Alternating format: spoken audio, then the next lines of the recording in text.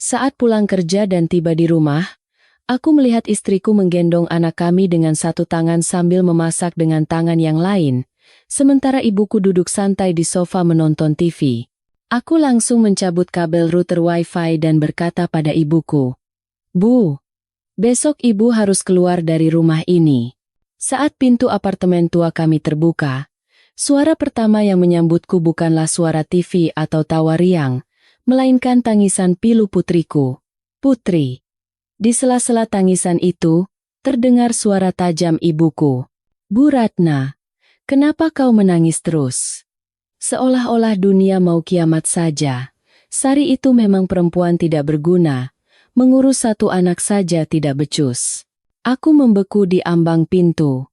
Rasa lelah setelah 8 jam menatap layar komputer, dengan barisan kode yang berputar-putar di kepala, terasa berkali-kali lipat lebih berat. Aku diam-diam melepas sepatu dan melangkah masuk. Pemandangan yang setiap hari kulihat, namun tak pernah membuatku terbiasa, terhampar di depan mata. Dapur sempit kami penuh dengan asap minyak goreng. Istriku, Sari, berdiri dalam posisi yang sangat sulit. Satu tangannya memeluk erat putri yang meraung-raung. Punggung kecilnya melengkung seperti busur. Kepalanya mendongak ke belakang dengan wajah memerah padam. Tangan Sari yang lain memegang sodet. Dengan susah payah mengaduk tumis kangkung di wajan. Keringat membasahi pelipisnya, membuat anak rambut menempel di dahi dan pipi. Ia tampak lelah, kuyu, dan tak berdaya.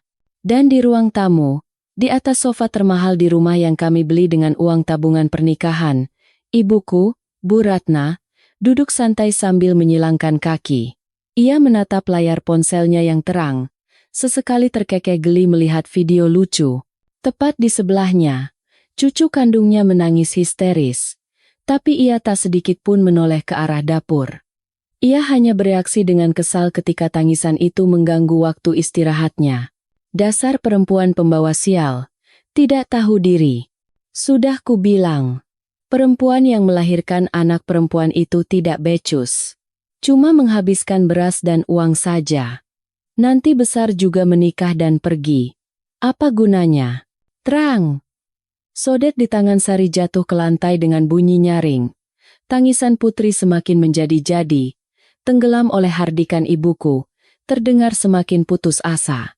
Kulihat bahu istriku yang kurus bergetar hebat saat ia menundukkan kepala. Tanpa sadar, tanganku terkepal erat, kuku-kukuku menancap dalam pada tas kerja, meninggalkan bekas. Aku ingin berteriak. Aku ingin berlari dan melempar ponsel ibu, tapi aku tidak bisa. Selama 2 tahun terakhir, aku sudah bersabar dan terus bersabar. Sejak Sari hamil, ibuku sudah menunjukkan ketidaksukaannya. Entah dapat ramalan dari mana, ia begitu yakin perut Sari yang lancip menandakan anak laki-laki. Namun, begitu hasil USG menunjukkan perempuan, sikapnya berubah drastis. Ia mencaci maki Sari, menyebutnya tidak bisa melahirkan anak. Ketika masa cuti melahirkan Sari selama 6 bulan berakhir dan ia hendak kembali bekerja, ibuku membuat keributan besar. Pilih salah satu, berhenti kerja dan urus anak di rumah, atau aku pulang kampung sekarang juga. Aku tidak punya tenaga untuk mengurus cucu sambil melayani kalian. Teriaknya. Lagi pula, untuk apa perempuan sekolah tinggi-tinggi? Ujung-ujungnya juga di dapur. Karir apaan? Aku mencoba membujuk ibu, tapi Sari, karena tidak ingin aku berada di posisi sulit antara ibu dan istri, akhirnya mengundurkan diri. Dia adalah seorang akuntan yang kompeten, energik, dan selalu ceria. Tapi kini, di mulut ibuku, ia menjadi perempuan tidak berguna yang hanya menghabiskan beras. Hanya karena ia merawat anak dan mengurus semua pekerjaan rumah dengan sempurna, aku berusaha terdengar biasa saja saat menghampiri ibuku. "Bima baru pulang, Bu. Lagi nonton apa?" Ibuku melirikku sekilas lalu mencibir. "Sudah pulang? Cepat suruh istrimu siapkan makan. Lapar sekali, perutku sampai sakit, masak begitu saja lamanya minta ampun." Sial sekali nasibku. Aku tidak berkata apa-apa lagi dan langsung menuju dapur. Tumis kangkung itu sedikit gosong. Sari tergopoh-gopoh memungut sodet. Biar aku saja, kataku pelan, mengulurkan tangan untuk menggendong putri. Anak itu melihatku. Bibirnya yang manyun karena hendak menangis hebat perlahan mereda. Ia menyandarkan kepalanya yang basah oleh keringat di dadaku, mencoba mencari ketenangan, menepuk-nepuk punggung kecilnya. Hatiku terasa seperti diiris sembilu. Sari menatapku. Matanya menunjukkan rasa terima kasih, tapi di baliknya ada kekosongan dan kepasrahan yang menakutkan. Dia tidak menangis, tapi aku tahu semua air matanya mengalir ke dalam hati, menjadi lautan garam yang pekat. Gosong, bisiknya, lalu buru-buru mematikan kompor dan mencoba menyelamatkan tumisan itu. Aku menggendong putri dan membelakangi ruang tamu. Aku tidak ingin Sari melihat tatapan penuh amarahku yang tertuju pada ibuku yang bersantai di sofa. Sabar sedikit lagi, Sari. Sabar sedikit lagi, aku berjanji dalam hati. Aku bersumpah demi kehormatanku. Ini akan menjadi makan malam menyedihkan terakhir yang kau santap. Malam itu, setelah makan malam yang asin dan dingin, ibuku masuk ke kamar dan mulai menonton sinetron di tabletnya. Suara tawa dari tablet itu menggema keras. Sari, setelah menyusui dan menidurkan putri, mulai membereskan tumpukan piring kotor. Karena putri baru saja terlelap, ia harus bergerak tanpa suara seperti bayangan. Aku duduk di depan komputer, pura-pura bekerja, tapi tak satu baris kode pun bisa kupahami. Mataku tertuju pada istriku. Punggung kurus Sari yang terbalut daster tua. Ia membersihkan butiran nasi yang tumpah di meja makan oleh ibuku. Satu persatu, ia begitu kurus. Sangat berbeda dengan Sari dalam foto pernikahan kami yang tergantung di atas tempat tidur. Ia terlihat seperti orang yang sama sekali berbeda. Matanya yang dulu berbinar kini selalu dinaungi kelelahan, kesedihan, dan kesabaran yang telah tumpul. Aku teringat masa-masa kami pacaran. Sari adalah wanita yang cerdas dan penuh semangat. Ia selalu percaya padaku, bahkan saat aku hanyalah seorang programmer miskin dengan gaji pas-pasan. Ia memilihku di antara banyak pria kaya dan tampan yang mengejarnya. Ia bilang ia percaya pada masa depanku. Tapi, masa depan seperti apa yang kuberikan padanya? Mertua yang kejam, kehidupan yang menyesakan, dan suami pengecut yang lemah dan tak bisa melindunginya. Pengecut? Ya, aku mengakuinya. Tapi kebisuan ini bukan hanya karena bakti pada orang tua. Ibuku adalah seorang janda yang seorang diri membesarkanku. Aku berutang budi padanya. Tapi utang budi itu tidak memberinya hak untuk menginjak-injak wanita yang kucintai, wanita yang telah mengorbankan seluruh karirnya untuk melahirkan anakku dan membangun keluarga ini. Kebisuanku, kesabaranku, adalah karena aku sedang menunggu. Aku melirik layar komputer. Bukan pekerjaan kantor. Ini proyek pribadiku. Sebuah platform teknologi yang selama 3 tahun terakhir aku bangun secara rahasia bersama beberapa teman terdekat. Kami mencurahkan keringat, air mata, dan malam-malam tanpa tidur untuk proyek ini. Dan sore tadi, sebelum pulang kerja, aku menerima sebuah email dari sebuah dana investasi raksasa. Mereka telah mengamati proyek kami dan menawarkan 50 miliar rupiah untuk mengakuisisi seluruh proyek. 50 miliar. Angka itu membuat seluruh tubuhku bergetar. Aku membaca email itu puluhan kali. Ini bukan mimpi. Ini kenyataan. Rencanaku sudah tersusun sejak lama. Dengan uang ini, aku akan membeli rumah baru. Sebuah rumah di pinggir kota dengan taman agar putri bisa berlari-lari. Tempat yang dipenuhi tawa, bukan makian.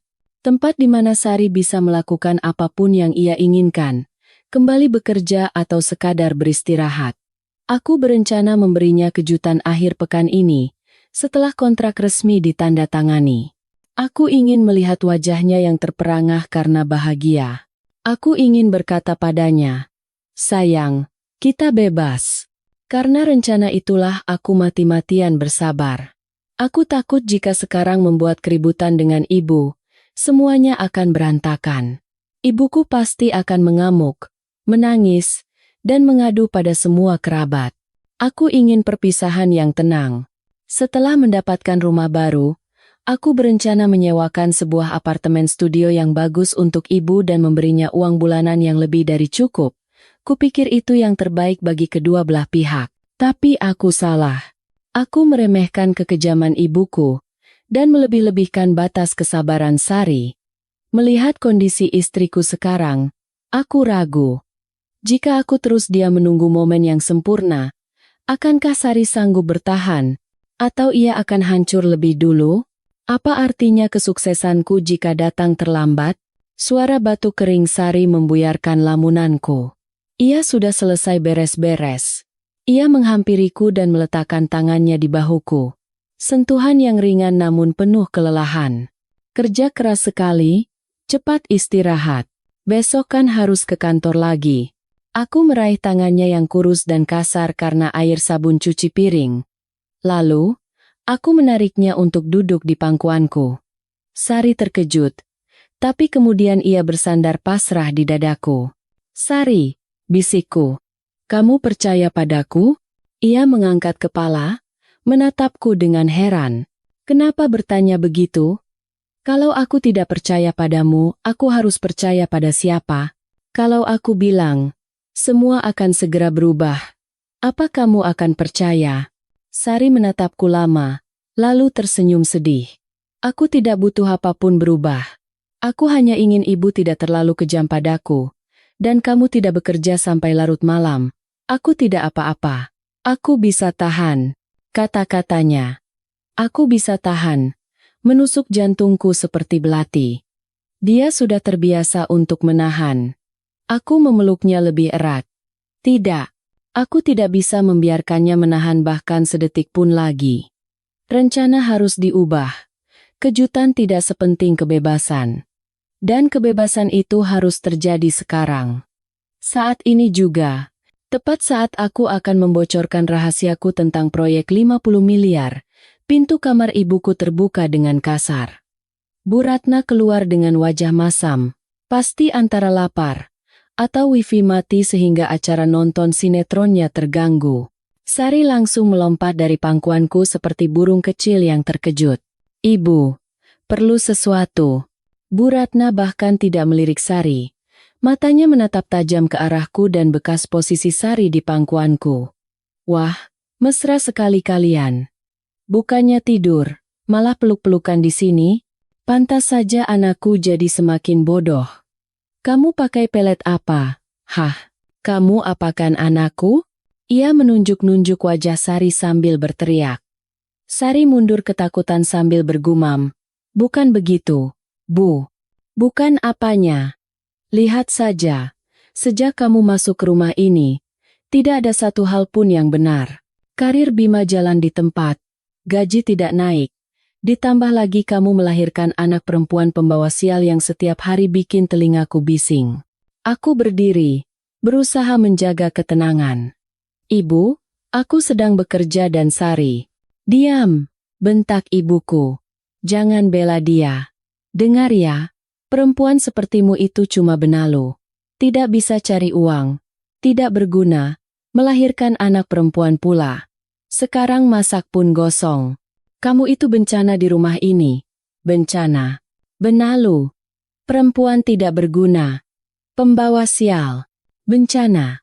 Setiap kata itu seperti palu godam yang menghantam dadaku. Lalu aku melihat Sari.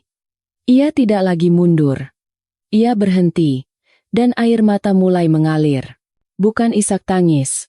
Tapi air mata yang lahir dari keputusasaan total dan hati yang hancur berkeping-keping. Cukup.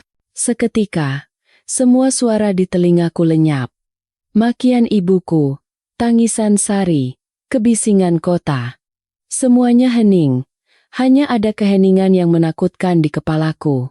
Kesabaran selama 2 tahun, rasa bakti yang membebani, rencana 50 miliar semuanya terbakar menjadi abu dalam sekejap oleh api amarah.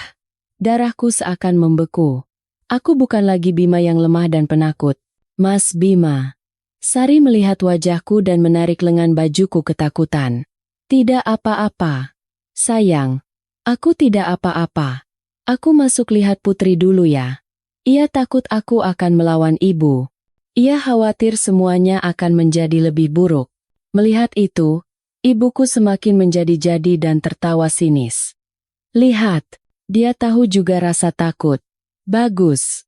Kamu pikir kamu siapa di rumah ini, ha? Aku tidak membiarkannya menyelesaikan kalimatnya. Aku melangkah dengan tenang, bukan ke arah ibuku. Aku berjalan lurus ke arah router wifi di sudut ruang tamu. Mau kemana kau? Ibuku mengerutkan kening. Aku tidak menjawab. Aku membungkuk dan mencabut steker router itu dari stop kontak. Lampu hijau dan merah yang berkedip langsung padam. Bersamaan dengan itu, aku mengeluarkan ponselku. Ibuku memakai paket data keluarga yang terdaftar atas namaku. Aku adalah penanggung jawabnya. Aku membuka aplikasi provider dan mencari nomornya. Di bagian penggunaan data seluler, aku menggeser tombolnya ke posisi mati. Seketika, suara sinetron dari tablet ibuku di kamar tidur juga berhenti. Layarnya pasti menampilkan lingkaran loading sebelum muncul pesan, tidak ada koneksi internet. Bima, teriak ibuku.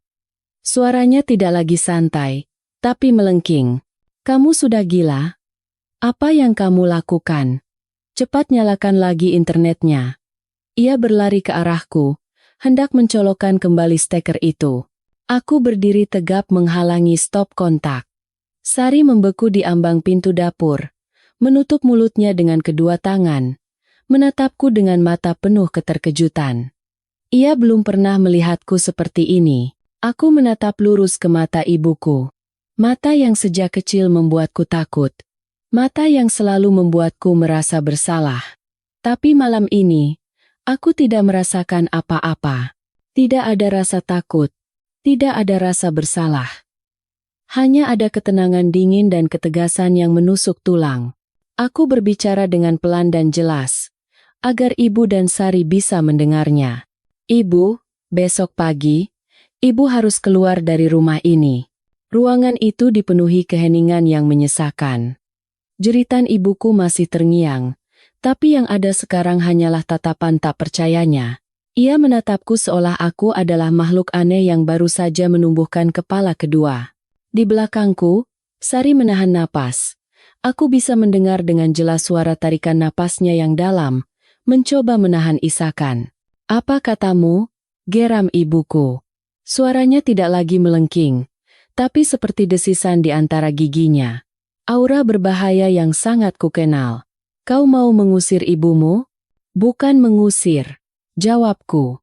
Suaraku sendiri terdengar begitu dingin dan datar. Bahkan aku pun terkejut. Sepertinya orang yang telah melewati batas kesabarannya tidak lagi mengenal apa itu rasa takut. Saya meminta ibu untuk pergi. Saya akan siapkan tempat tinggal lain untuk ibu. Wajah Bu Ratna memerah lalu memucat. Dia adalah aktris yang hebat, selalu tahu kapan harus berganti peran. Tapi kali ini, naskahku sepertinya mengejutkannya. Bima, apa kamu sudah kemasukan jin dari perempuan itu? Kamu pasti sudah diguna-guna. Ia menunjuk Sari yang gemetar di belakangku.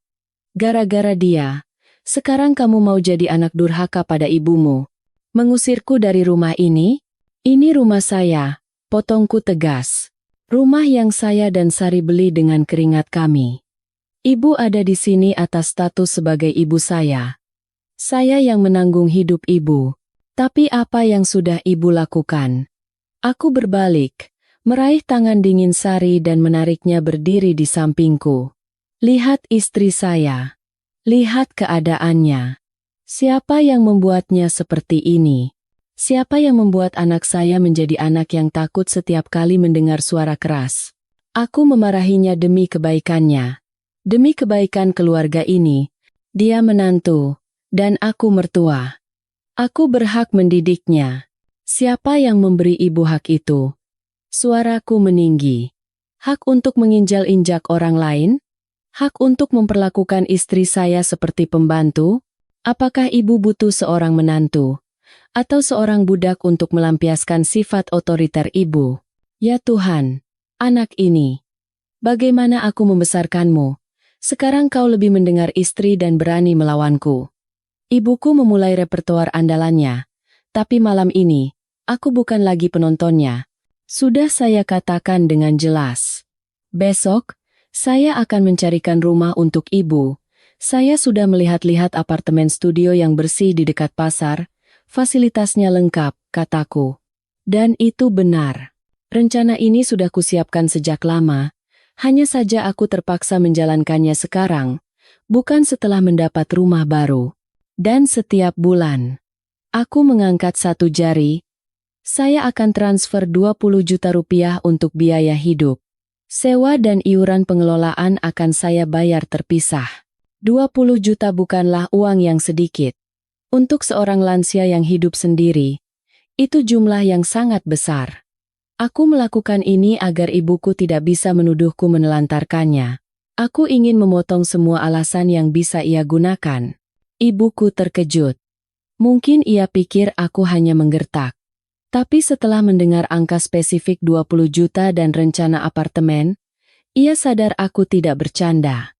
Keterkejutan itu dengan cepat berubah menjadi amarah. 20 juta? Kamu pikir aku pengemis? Aku tidak butuh uang recehanmu. Aku tidak akan pergi kemana-mana. Ini rumahku. Aku ibumu. Kamu harus berbakti. Kamu wajib menanggung hidupku. Kalau kamu berani mengusirku, aku tidak akan tinggal diam. Memangnya ibu mau melakukan apa? Alisku terangkat. Mengadu pada semua kerabat kalau saya anak durhaka? Tentu saja. Akan kutelepon semua tante, bibi, dan nenekmu. Akan kuberitahu seluruh dunia bahwa anak durhaka ini, setelah mendapatkan istri pembawa sial, mengusir ibunya yang sudah tua ke jalanan. Ibuku langsung bertindak. Ia meraih ponselnya, tapi sepertinya lupa bahwa wifi dan data selulernya mati. Ponsel itu tak lebih dari sebuah bata. Setelah menekan-nekan layar dengan sia-sia, ia menatapku dengan mata berapi-api. Nyalakan internetnya, desisnya. Tidak, jawabku tegas. Saya tidak akan tinggal diam lagi melihat ibu membuat keributan. Malam ini, istirahatlah yang cukup. Besok jam 8 pagi, saya akan menjemput ibu untuk melihat rumah. Aku meraih tangan Sari dan menariknya. Sayang, kita masuk ke kamar. Kami berbalik, meninggalkan suara amukan yang meledak di belakang kami. Aku tidak peduli. Monster bernama kelemahanku telah mati. Sekarang, sebagai seorang pria, aku harus melindungi keluarga kecilku. Begitu kami membanting dan mengunci pintu kamar tidur, sebuah drama baru dimulai di luar. Duk, duk, duk. Ibuku menggedor pintu dengan sekuat tenaga. Sepertinya bukan dengan tangan, tapi dengan seluruh tubuhnya. Buka pintunya, anak kurang ajar. Buka. Ya Tuhan, bagaimana aku membesarkan anak ini? Demi seorang istri, ia mengunci ibunya di luar. Sari terlonjak kaget. Putri di dalam boks bayi ikut terkejut dan mulai merengek sebelum akhirnya menangis kencang. Sari bergegas menggendongnya. Wajahnya pucat pasi. Mas, mas. Ibu mengamuk seperti itu. Bagaimana kalau tetangga dengar? Biar saja. Suaraku masih sedingin es. Kamu tidurkan saja Putri. Malam ini, biar rumah ini runtuh sekalipun, aku tidak akan membuka pintu ini. Aku sangat mengenal ibuku. Ini adalah taktik andalannya. Mengamuk. Dia akan terus membuat keributan sampai aku atau Sari tidak tahan dengan tekanan dan rasa malu dari tetangga, lalu keluar dan meminta maaf. Maka, ia akan menjadi pemenang lagi, dan segalanya akan menjadi lebih buruk. Tapi tidak malam ini. Dasar perempuan sialan itu. Dia sudah merasuki anakku. Rubah betina itu menghancurkan hidupku. Kenapa aku harus punya menantu sepertimu? Apa aku harus mati dulu baru kalian puas? Baiklah. Aku akan mati. Aku akan pergi bunuh diri. Suara gedoran berhenti. Gantinya, terdengar suara sesuatu yang pecah dari arah dapur. Sari sangat ketakutan. Mas, ibu. Ibu di dapur. Jangan-jangan. Dia tidak punya nyali, kataku, meskipun dalam hati aku juga sedikit cemas. Aku mendudukkan Sari di tempat tidur dan memegang bahunya erat. Percaya padaku. Dia hanya menggertak. Dia orang yang paling mencintai dirinya sendiri di dunia ini. Dan benar dugaanku. Yang terdengar bukan suara pisau, melainkan suara kursi diseret ke tengah dapur. Lalu, bukan lagi makian, melainkan suara tangisan meraung-raung. Pak, di surga, lihatlah apa yang anakmu lakukan padaku. Bagaimana aku membesarkannya. Kujaga dia agar tidak lecet sedikit pun. Aku rela tidak makan demi menyekolahkannya. Sekarang setelah jadi programmer sukses dan dapat istri cantik, ibu tua ini dilupakan. Ibuku menangis dengan keras, berirama, sangat teatrikal. Ia mulai mengungkit kisah-kisah lama. Bagaimana ia merawatku semalaman saat aku sakit, bagaimana ia menjual ternak dan meminjam uang ke sana kemari agar aku bisa kuliah. Setiap kata-katanya menusukku seperti jarum. Sari menatapku dengan cemas. Atau, kamu keluar dan bicara dengan ibu? Maafkan aku. Ini semua karena aku. Aku menatap lurus ke mata Sari. Ini bukan salahmu. Jangan pernah berkata seperti itu lagi. Kamu tidak salah. Yang salah adalah aku, yang membiarkanmu menderita selama ini. Aku menggenggam tangannya erat. Dan yang salah adalah dia. Aku tahu. Jika aku tidak menghentikan drama ini sekarang, besok tidak akan ada akhirnya. Aku menarik napas dalam-dalam dan membuka ponsel. Bukan untuk menelepon, tapi untuk membuka aplikasi perekam suara. Aku sudah melakukan ini selama 6 bulan terakhir. Sejak hari aku mendengar ibuku memaki Sari sebagai anak haram hanya karena tidak sengaja menumpahkan kuah sup. Aku tidak tahan. Tapi aku tahu saat itu belum waktunya untuk bertindak. Aku butuh bukti. Aku berdiri dan membuka kunci pintu. Ibuku terduduk di lantai ruang tamu. Rambutnya acak-acakan, memukul-mukul lantai dengan kedua tangannya. Melihatku membuka pintu, ia mengangkat kepala. Matanya merah karena menangis. Ia sedang mengambil ancang-ancang untuk serangan baru. Akhirnya kau keluar juga? Sini. Lihat keadaan ibumu. Aku tidak berkata apa-apa. Aku berjalan mendekat dengan tenang dan meletakkan ponselku di atas meja makan. Aku menekan tombol putar. Ruangan itu hening mencekam. Lalu, dari speaker ponsel, terdengar suara tajam dan kejam dengan sangat jelas. Kamu itu perempuan yang tidak bisa melahirkan anak. Benalu tidak berguna. Ini makanan atau makanan anjing? Kau suruh aku makan ini. Kalau anakku menangis, sumbat mulutnya. Berisik sekali. Dasar anak perempuan pembawa sial. Kamu pikir kamu siapa? Kamu itu cuma pembantu yang kubeli untuk rumah ini. Kalau bukan karena aku, Bima sudah mengusirmu ke jalanan. Warna wajah ibuku berubah dari merah, menjadi putih, lalu pucat pasi. Ia berhenti menangis dan memukul lantai. Mulutnya ternganga. Menatap ponsel itu seolah melihat ular berbisa. Aku membiarkan rekaman itu terus berputar. File berdurasi 15 menit itu adalah kumpulan kata-kata mutiara terbaik yang berhasil kurekam. Sari, yang berdiri di belakangku, juga terkejut. Ia tahu aku sering meletakkan ponsel di meja makan, tapi ia tak pernah menyangka aku melakukan ini. Setelah rekaman selesai, aku mematikannya dengan tenang.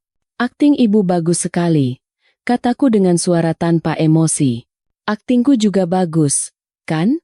Selama 2 tahun ini, aku sudah setia memainkan peran sebagai anak yang lemah. Dengan bukti-bukti ini, apakah saya masih seorang anak durhaka? Bu Ratna tergagap. Kau berani merekam ibumu sendiri? Saya tidak ingin, kataku. Tapi ibu yang membuat saya seperti ini. Saya harus menyimpan sesuatu untuk melindungi istri saya. Karena besok, jika ibu berakting menyedihkan lagi, saya dan istri saya yang akan menjadi penjahatnya. Henning, drama tangis-tangisan itu resmi berakhir. Sekarang adalah waktu kebenaran. Bu Ratna masih terduduk di lantai, seolah tak punya tenaga untuk berdiri. Guncangan dari rekaman itu benar-benar menghancurkannya. Ia sudah terbiasa dengan kebisuanku dan kepatuhan Sari. Ia tak pernah bermimpi anaknya yang penurut ini akan melakukan hal nekat seperti ini. "Kau mau apa?" tanyanya dengan suara serak. Tidak lagi angkuh, tapi bercampur ketakutan. "Kau mau menunjukkan ini pada siapa? Mau mencoreng muka ibumu? Ini dia." Hal yang paling ia takuti bukanlah penderitaan anaknya atau kehancuran rumah tangga, melainkan harga diri. Ia takut dipermalukan di depan kerabat dan tetangga. Aku sudah memegang kelemahannya. Saya tidak akan melakukan apa-apa. Aku menarik kursi dan duduk di hadapannya. "Kalau mau, sudah dari dulu saya lakukan. Saya akan kirimkan ke semua tante, bibi, dan nenek. Saya akan unggah ke media sosial agar semua orang tahu." Ia bergidik. "Jangan. Melakukannya atau tidak, tergantung pada ibu." Aku menatap lurus matanya. Dinginnya tatapanku membuatnya mengalihkan pandangan. "Malam ini, saya beri ibu ultimatum. Pertama, ikuti kemauan saya. Besok jam 8 pagi, kemasi barang ibu. Saya akan antar melihat rumah. Kita kontrak setahun untuk rumah yang ibu suka. Dan setiap bulan saya transfer 20 juta. Aku memberinya waktu untuk mencerna. Ibu bisa menjalani hidup ibu sendiri. Mau nonton sinetron, ke pengajian, apapun, tidak akan ada yang mengganggu. Sebaliknya, ibu juga jangan mengganggu kami."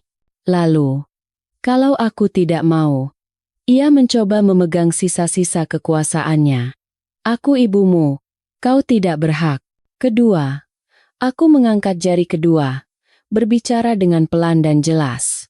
"Jika ibu tidak setuju, dan besok pagi masih melanjutkan drama ini, maka sederhana saja. Aku mengambil ponselku. Rekaman ini akan saya kirim pertama kali ke Rina. Rina adalah adik perempuanku, yang sifatnya tak jauh beda dari ibu. Ia selalu meremehkan Sari dan menghasut ibu agar keras pada menantunya. Setelah itu, saya akan buat grup keluarga di WhatsApp dan mengirimkannya ke semua kerabat, dari pihak ayah maupun ibu. Lalu saya akan bertanya, apakah saya salah jika menafkahi ibu seperti ini? Apakah saya salah jika melindungi istri saya dari kekerasan mental? Aku tersenyum sinis. Pasti senyum yang sangat menakutkan. Dan jika itu belum cukup, lanjutku, saya akan menyewa pengacara dan menuntut ibu atas dasar kekerasan mental. Dengan rekaman ini, kesaksian Sari, dan kesaksian tetangga yang pernah mendengar makian ibu, saya yakin itu sudah cukup. "Berani-beraninya kau!" teriaknya, tapi itu adalah jeritan putus asa. "Berani-beraninya menuntut ibumu sendiri." Anak terkutuk. Kita lihat saja saya berani atau tidak. Hening panjang menyelimuti. Hanya terdengar napas Bu Ratna yang tersengal dan suara senandung pelan Sari menidurkan putri dari dalam kamar. Aku tahu ia sedang menimbang-nimbang. Di satu sisi, menelan amarah ini dan pergi. Harga diri hancur, tapi biaya hidup terjamin dan rahasia aman. Di sisi lain, melawan sampai akhir, maka ia akan kehilangan segalanya. Anak, cucu, dan yang terpenting, citranya sebagai ibu yang berkorban. Dia tidak bodoh. Dia tahu mana yang harus dipilih. Akhirnya, ia menundukkan kepala. Bahunya bergetar, tapi kali ini bukan akting. Ia benar-benar menangis, karena amarah, ketidakberdayaan, dan kesadaran bahwa ia telah kalah total. "Baiklah," gumamnya. "Kau memang hebat, kau menang. Aku akan pergi." Ia berdiri terhuyung-huyung, bahkan tidak menatapku. Ia berjalan menuju kamarnya. Bukan kamar yang biasa ia tempati, tapi kamar putri yang telah ia rebut. Pintu dibanting keras. Aku berdiri di sana untuk waktu yang lama. Pikiranku kosong, tidak ada rasa kemenangan, hanya kelelahan yang luar biasa. Aku harus menggunakan cara ini untuk melindungi keluargaku. Mengancam ibu kandungku sendiri dengan bukti. Aku tidak tahu apakah aku benar atau salah, Tetapi ketika aku berbalik dan melihat Sari berdiri di ambang pintu, menatapku dengan mata berkaca-kaca, aku sadar aku tidak punya pilihan lain. Sudah selesai, kataku padanya. Semuanya sudah selesai, tapi aku salah. Semuanya, sebenarnya, baru saja dimulai. Rumah terasa sunyi senyap. Tak ada lagi makian, gedoran pintu, atau tangisan drama. Hanya suara detak jam dinding. Sari masih berdiri di ambang pintu, menatapku tanpa berkedip.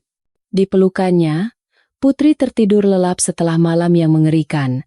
Aku menghampirinya, dengan hati-hati mengambil alih Putri. Aku membaringkannya kembali di boks dan menyelimutinya. Lalu aku kembali dan mendudukkan Sari di tepi tempat tidur. Tangannya masih sedingin es dan gemetar. Aku takut sekali, bisik Sari. Kalau kamu begitu, ibu akan membenci kita seumur hidup. Aku menghela napas, duduk di sebelahnya dan merangkul bahunya yang kurus. Aku tahu, kataku pelan. Aku tahu apa yang kamu pikirkan. Aku terlihat seperti anak durhaka.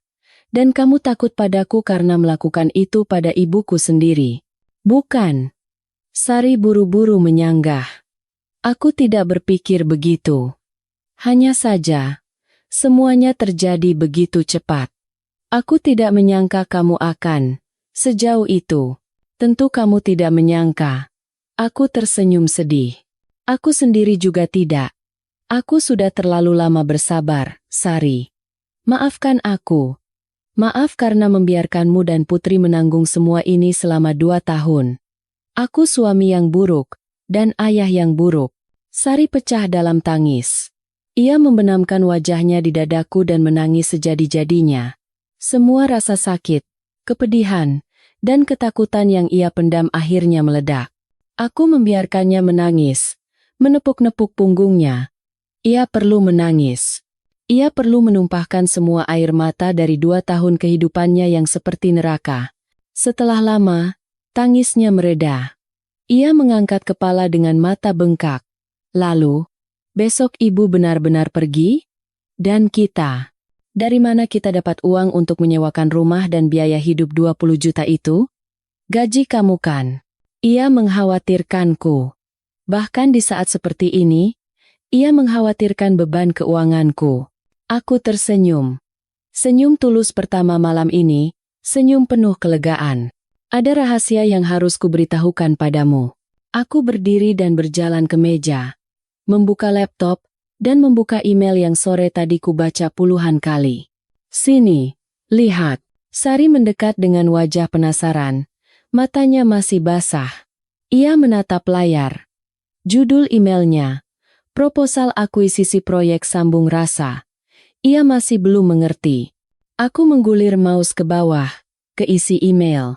Kami dari Bima Sakti Ventura Capital sangat mengapresiasi potensi proyek sambung rasa yang dikembangkan oleh tim Anda, dan dengan ini secara resmi mengajukan penawaran untuk mengakuisisi 100% kepemilikan proyek dengan nilai 50 miliar rupiah.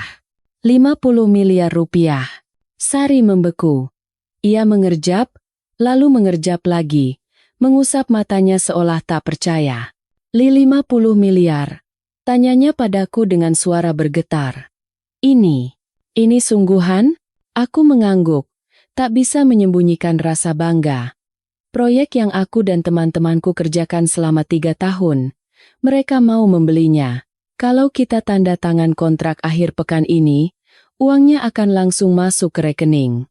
Sari menutup mulutnya dengan kedua tangan. Air mata kembali mengalir, tapi kali ini air mata keterkejutan dan kebahagiaan yang meluap-luap. Ya Tuhan, Mas Bima. 50 miliar. Ia memelukku erat. Kalau begitu, benar, kataku sambil balas memeluknya. Memberi ibu 20 juta sebulan itu bukan apa-apa. Sewa rumahnya juga. Dan yang terpenting, aku menatap lurus ke matanya. Kamu tidak perlu lagi hidup seperti pembantu di rumah ini. Kita akan beli rumah baru. Rumah dengan taman dan asisten rumah tangga. Kalau kamu mau kerja lagi, aku akan investasikan agar kamu bisa buka perusahaan sendiri. Kalau mau di rumah mengurus anak, kamu bukan lagi benalu, tapi seorang nyonya besar. Kenapa kamu sembunyikan ini dariku selama ini? Sari memukul dadaku pelan sambil tertawa di sela tangisnya. Rencananya setelah tanda tangan kontrak akhir pekan ini, aku mau menutup matamu dan membawamu ke rumah baru. Ingin memberimu kejutan, tapi ibu tidak memberiku kesempatan. Aku menghela napas. Dia mendorong segalanya terlalu jauh. Mungkin, ini justru lebih baik. Semuanya jadi jelas. Kita akan memulai hidup baru, Sari. Kehidupan yang benar-benar baru. Tidak ada lagi mertua, tidak ada lagi makian, hanya ada kamu, aku, dan Putri. Sari mengangguk. Air mata kebahagiaan mengalir di pipinya. Ia memelukku erat, seolah takut jika ia melepaskanku. Semua ini akan lenyap seperti mimpi. Aku tahu, mulai besok, babak baru dalam hidup kami akan dimulai. Babak baru yang akan kutulis sendiri dengan kekuatanku, untuk melindungi orang-orang yang kucintai. Keesokan paginya, udara di dalam rumah terasa berat seperti timah. Aku bangun pagi, tapi tidak pergi ke dapur. Aku duduk di ruang tamu, menyeduh secangkir teh. Tepat jam 7, pintu kamar ibuku atau lebih tepatnya, kamar Putri terbuka. Bu Ratna keluar dengan mata bengkak dan rambut acak-acakan. Sepertinya ia menangis semalaman, tapi wajahnya tidak lagi menunjukkan amarah, melainkan kepasrahan dan dendam tersembunyi. Ia berjalan ke kamar mandi tanpa sepatah kata pun. Sari juga sudah bangun, menggendong Putri dan menatapku dengan cemas. Aku menggelengkan kepala, memberinya isyarat untuk bersikap seperti biasa. Saat Bu Ratna keluar dari kamar mandi, ia sudah membawa sebuah tas travel kecil. Rupanya ia sudah berkemas semalam. Ia melempar tas itu ke lantai. Ayo, lihat rumah. Selesaikan urusan sialan ini. Aku mengangguk dan berdiri. Sari, kamu di rumah saja sama Putri. Aku pergi sebentar dengan ibu. Iya, jawab Sari pelan. Aku mengeluarkan sepeda motor. Ibuku naik ke jok belakang tanpa bicara. Sepanjang perjalanan, tidak ada yang bersuara. Dari kaca spion, aku bisa merasakan tatapan tajamnya yang menusuk punggungku. Aku sudah siap. Aku membawanya ke sebuah kompleks apartemen studio yang baru dibangun, bersih dan aman. Aku bahkan sudah bicara dengan pemiliknya. Di sini, Bu. Luasnya 30 meter persegi, studio, perabotannya sudah lengkap. Bagaimana? Ia melihat sekeliling dengan cepat lalu mencibir. Sempit sekali, kotor. Kau mau aku tinggal di lubang tikus seperti ini? Lalu ibu mau tinggal di mana? Aku mau yang ada balkonnya, yang luas. Baik, aku tidak berdebat. Saya akan hubungi agen properti. Aku menelepon agen properti. 1 jam kemudian, kami berada di sebuah apartemen mewah seluas 50 meter persegi dengan balkon. Sewa 8 juta per bulan. Yang ini bagaimana, Bu? Ibuku tampak terkejut. Ia tidak menyangka aku akan mengeluarkan uang sebanyak ini. Ia mengangguk dengan puas. Untuk sementara tidak apa-apa. Aku menandatangani kontrak sewa 6 bulan, membayar deposit, dan sewa bulan pertama. Total 24 juta rupiah langsung lunas. Lalu aku menyerahkan kuncinya. Ini kuncinya. Nanti sampai rumah, saya langsung transfer biaya hidup bulan ini 20 juta. Ibu bisa beli apa yang ibu perlukan. Pakaian ibu nanti saya kirim pakai kurir. Ia menerima kunci itu dengan tangan yang sedikit gemetar. Ia benar-benar terusir olehku. Dalam perjalanan pulang, ia tiba-tiba membuka mulut. Telepon Rina. Suruh dia jemput aku. Menyuruh Rina datang. Aku mengerutkan kening. Aku tidak sudi melihat muka istrimu lagi di rumah. Telepon dia. Suruh datang ke sini. Ada yang mau kubicarakan. Aku menghela napas. Tapi mengeluarkan ponsel dan menelepon Rina. Adikku menjawab dengan suara serak khas orang baru bangun tidur. Aku hanya memberitahukan alamat apartemen baru ibu dan berkata ibu menyuruhnya datang. Aku mengantar ibu hanya sampai depan pintu apartemen barunya. Tidak masuk. Saya pergi dulu, Bu. Tunggu. Ia menahanku. Uangnya kau bilang mau transfer. Iya. Beri aku tunai. 20 juta. Aku menatapnya. Ia ingin uang tunai saat itu juga. Mungkin untuk diberikan pada adikku. Aku mengangguk. Baik. Saya ambil dulu. Aku pergi ke ATM. Menarik tunai 20 juta. Lalu kembali naik dan menyerahkannya. Ia merebut uang itu, menghitungnya berulang kali, lalu membanting pintu tepat di depan wajahku. Aku berbalik dengan hati yang berat. Saat tiba di rumah, Sari sedang membersihkan kamar Putri. Kamar yang baru saja ditinggalkan ibuku. Bau koyo dan bau orang tua masih samar-samar tercium. Sudah, sayang. Ibu sudah di tempat barunya. Sari mengangguk. Tapi, rasanya tidak enak sekali. Jangan merasa bersalah. Kamu berhak hidup tenang. Saat itulah ponselku berdering. Adikku, sepertinya ia sudah tiba di tempat ibu. Aku mengangkatnya. Halo, Mas Bima. Cepat ke sini sekarang. Suara adikku lebih tajam dari suara ibu. Ada yang mau aku bicarakan. Cepat datang, Mas. Kamu benar-benar sudah dibutakan oleh perempuan itu. Aku mengerutkan kening. Kalau ada yang mau dibicarakan, lewat telepon saja. Aku sibuk. Masih saja membela perempuan itu. Cepat ke sini. Ibu pingsan gara-gara Mas usir. Mas tahu tidak perempuan yang Mas anggap istri itu siapa sebenarnya? Cepat datang. Biar ku buka mata Mas lebar-lebar. Ia menutup telepon. Firasat buruk menyelimutiku. Melihat wajahku pucat, Sari bertanya cemas. Siapa? Rina. Dia menyuruhku datang ke rumahnya. Sepertinya ibu ada di sana. Kami bergegas mengendarai mobil. Rumah kami dan apartemen baru ibu hanya berjarak 15 menit.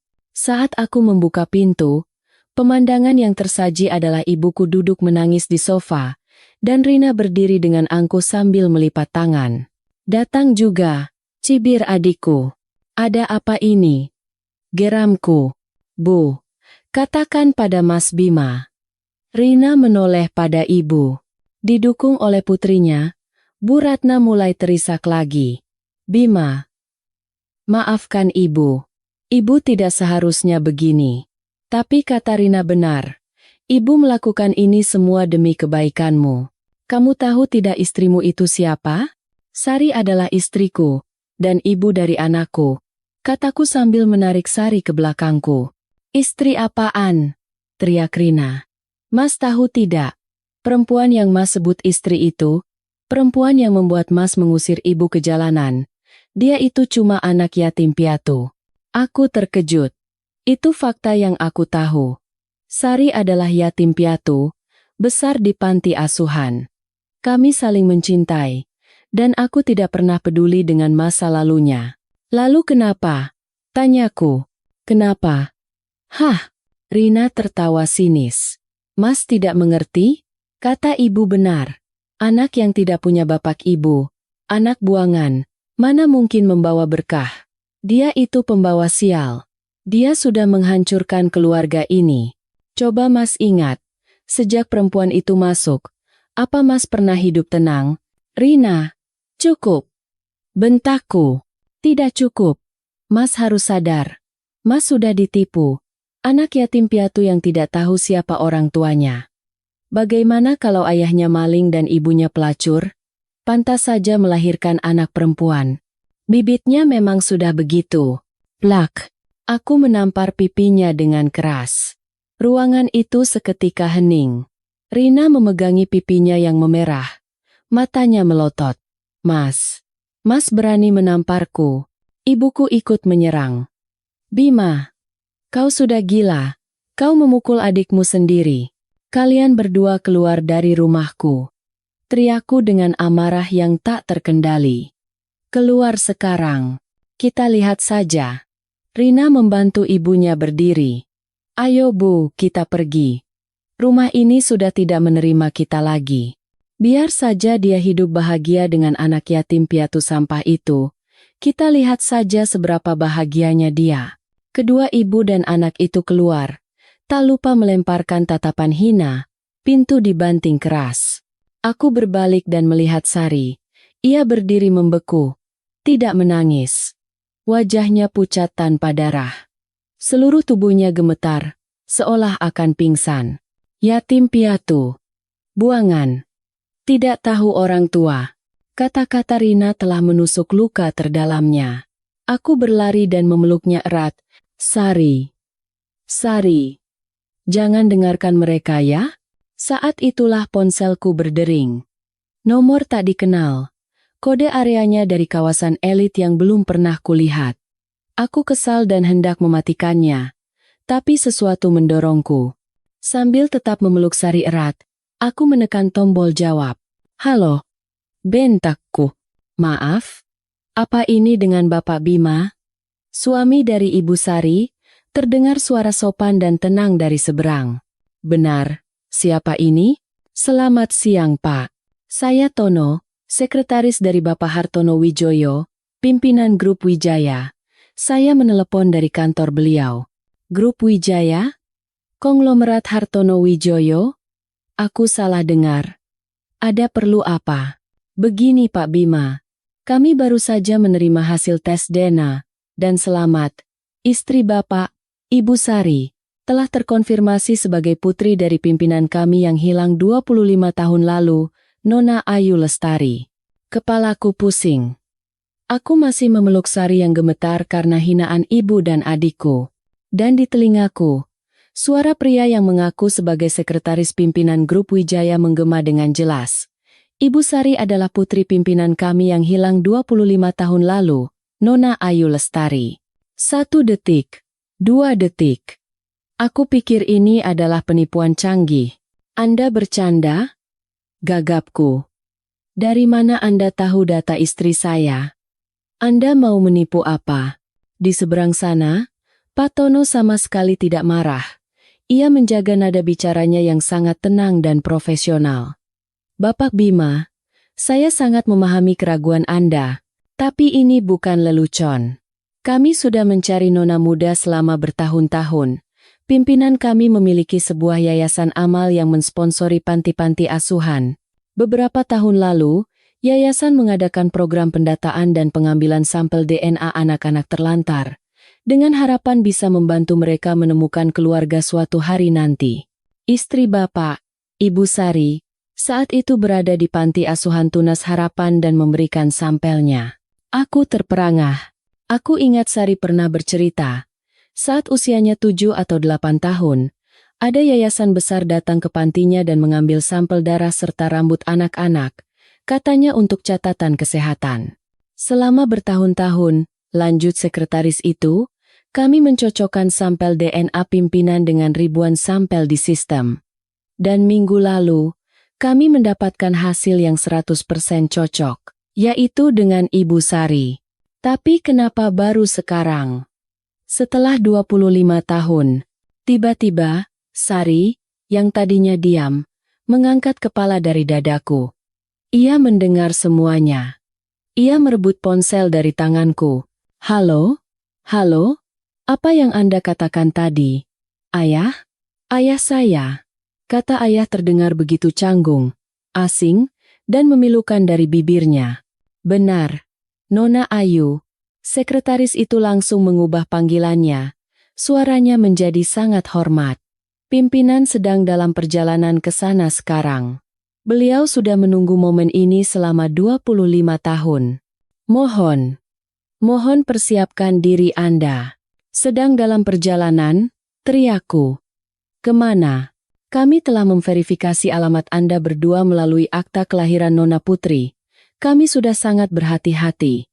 Bapak Hartono sangat emosional saat ini. Mungkin sekitar 15 menit lagi akan tiba. Mohon bersiap. Maaf kami menghubungi secara mendadak. Telepon ditutup. Ruangan kembali hening. Tapi keheningan kali ini lebih menakutkan dari makian tadi. Aku dan Sari saling berpandangan. Anak yatim piatu sampah. Itu kata-kata adikku barusan. putri pimpinan grup Wijaya. Itu kata-kata sekretarisnya. Mana yang benar? Mas. Sari menatapku, matanya penuh kebingungan. Aku ini siapa? Apa aku benar-benar punya ayah? Dan ayahnya? Ia tidak sanggup melanjutkan. Hartono Wijoyo, nama yang setiap hari muncul di TV dan berita ekonomi, raksasa properti dan teknologi, pemilik aset triliunan rupiah. Sari adalah putrinya. Kalau ini benar, bagaimana? Sari mulai gemetar. Aku takut, Mas Bima. Aku hanya Sari. Aku menangkup wajahnya. Aku sendiri syok, tapi aku tahu saat ini ia membutuhkanku. Dengarkan aku.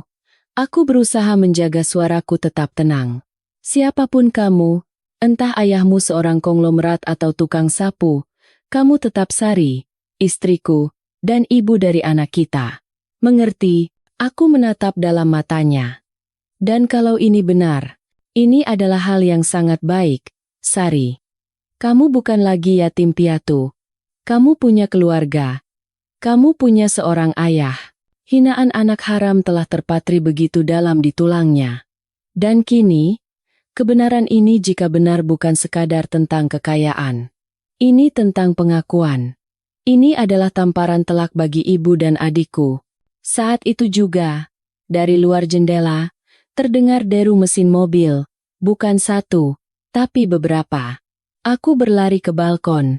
Apartemen tua kami berada di gang sempit, dan sekarang gang itu macet total. 3 mobil Mercedes-Benz S-Class hitam berkilauan berjejer, diikuti 2 mobil pengawal di belakangnya. Pria-pria berjas hitam turun dari mobil, dengan cepat menyebar dan berjaga. Kompleks apartemen mulai heboh. Para tetangga menjulurkan kepala dari jendela, berbisik-bisik. Pintu mobil tengah terbuka, dan seorang pria dengan rambut keperakan, berwibawa namun tampak lelah, turun. Meskipun dari jauh, aku bisa mengenalinya. Hartono Wijoyo. Dan ia mendongak, menatap lurus ke arah balkon apartemen kami. Mereka naik, Mas. Sari memegang lenganku erat, suaranya bergetar. Terdengar langkah kaki banyak orang di koridor. Lalu pintu kami diketuk. Bukan gedoran kasar, tapi 3 ketukan tegas dan sopan. Aku menarik napas dalam-dalam dan menggenggam tangan Sari. Tenang. Ada aku. Kita hadapi bersama. Saat aku membuka pintu, Pak Tono berdiri di sana. Di belakangnya ada 2 pengawal tinggi besar, dan di tengah-tengah mereka, berdiri Hartono Wijoyo. Saat ia melihat Sari yang bersembunyi di belakangku, semua wibawa seorang pimpinan lenyap. Matanya memerah, bibirnya bergetar. Ia melangkah melewati sekretarisnya, mendekati kami. Sari mundur selangkah ketakutan. Nak. Suara Hartono Wijoyo serak. Kau. Apakah kau? Ia tidak sanggup melanjutkan. Ia mengulurkan tangannya yang gemetar, tapi tak berani menyentuhnya. Ia menatap Sari dengan tatapan penuh kerinduan, penderitaan, dan penyesalan yang mendalam. Apakah ada tahi lalat kecil di belakang telinga kananmu? Berbentuk seperti bulan sabit? Sari terperangah.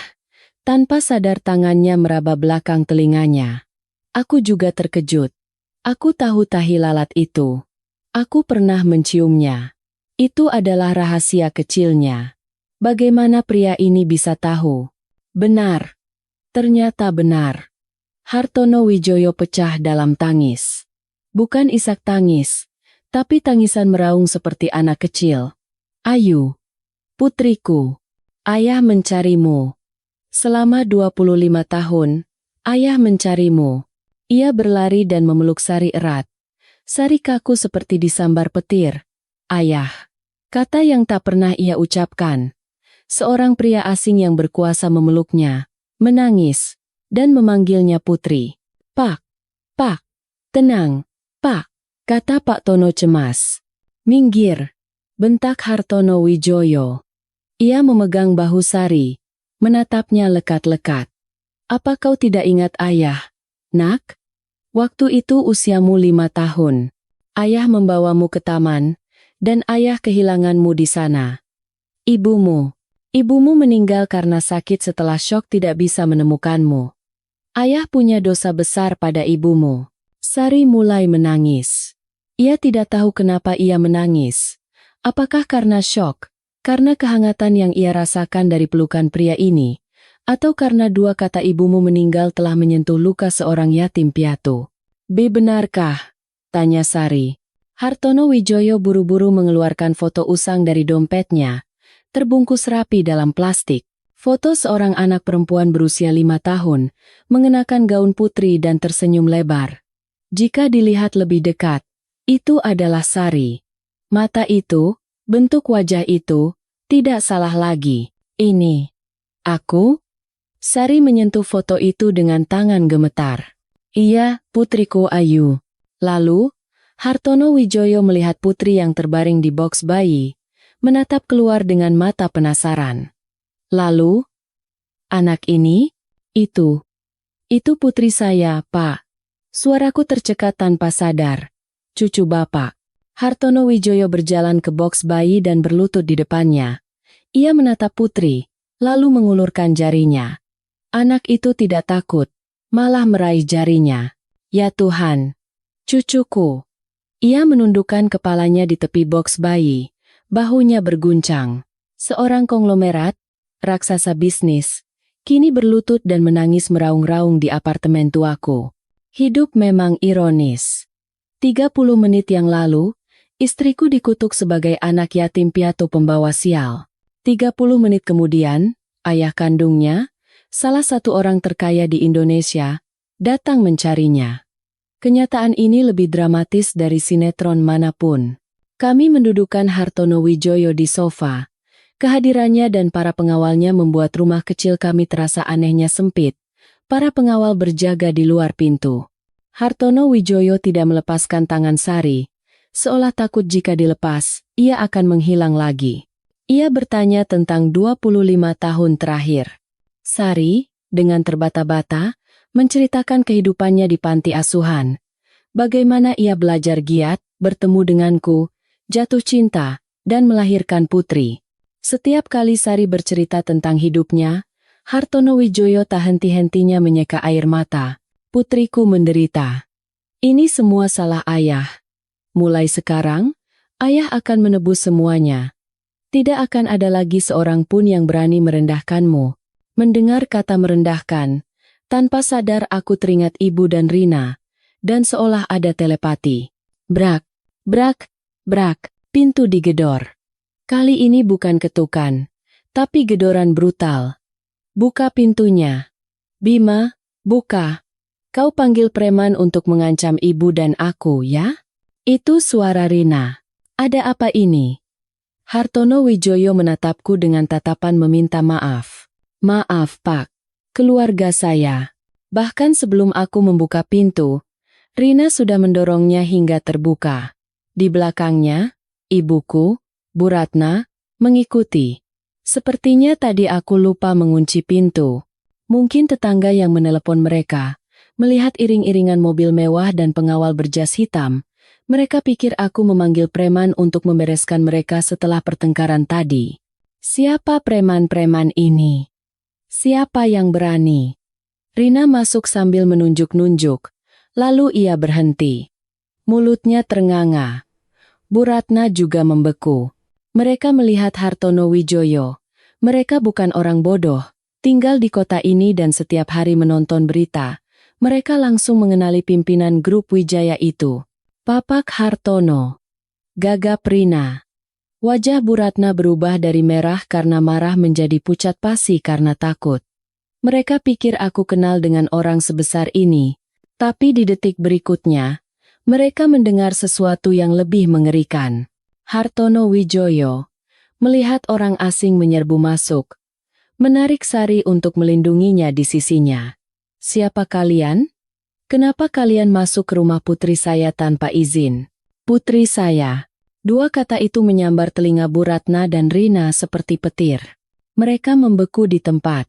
Bu Ratna menatap Sari, lalu kembali menatap Hartono Wijoyo.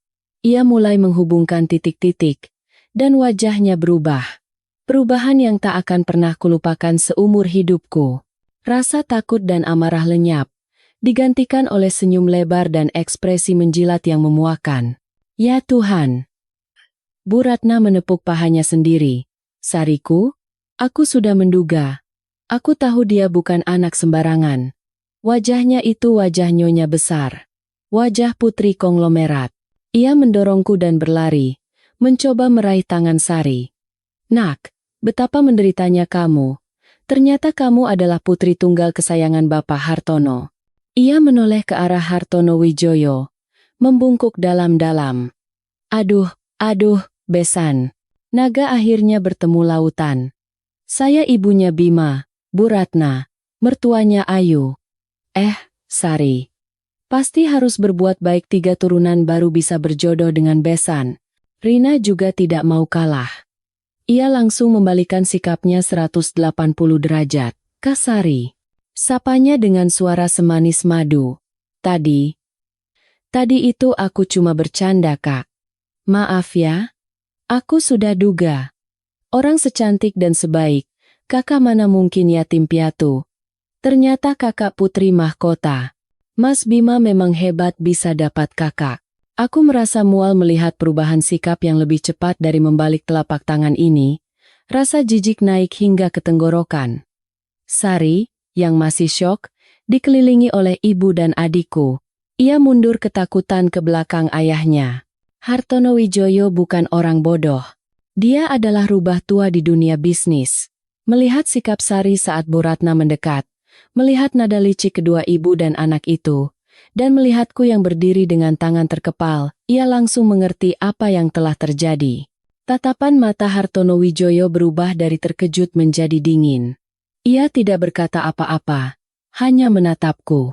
Ia menunggu, ingin melihat bagaimana aku, sebagai suami, akan bereaksi. Dan aku tidak mengecewakannya.